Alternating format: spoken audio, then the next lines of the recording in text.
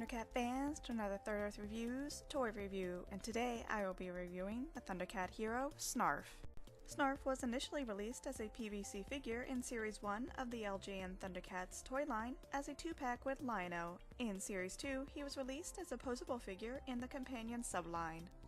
These companion characters were smaller and their card backs had a mountain-themed background instead of the plain black. There was also a plush version of Snarf released in Series 2, as well as a Burger King's Kids Meal toy. Overall, while these figures are a good representation of the original cartoon character, there really is not anything special about them. I do like the sculpted detail on the fur for the posable figure. However, both the PVC and the posable Snarf have a common problem with paint rubbing off. For the PVC figure, the most common problem spot is his nose, while the posable's flesh tone on his hands tend to chip or rub off very easily. In addition, the paint job around his eyes on both these figures is kinda sloppy. My other complaint would be that the yellow stripe down his back doesn't continue onto his tail. The pencil or straw topper version of Snarf was released in 1986 by Burger King in a kids meal. He is made of solid plastic and does have some nice detail for a kids meal toy. Unfortunately, he is also missing the yellow stripe on his tail. The posable Snarf has similar articulation as most of the LJN Thundercats figures. His head moves left and right, while his arms move up and down.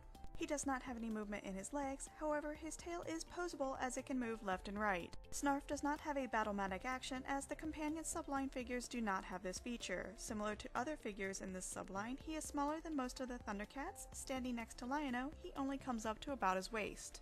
Nevertheless, given the size of the character in the cartoon, this actually works very well. There are two different types of packaging for the posable Snarf. One version has Snarf facing the front, while the other version has him facing the side. The plush version of Snarf was released in 1986 and was originally thought to be an UK exclusive item as he never appeared on any card backs or in the mini catalogs.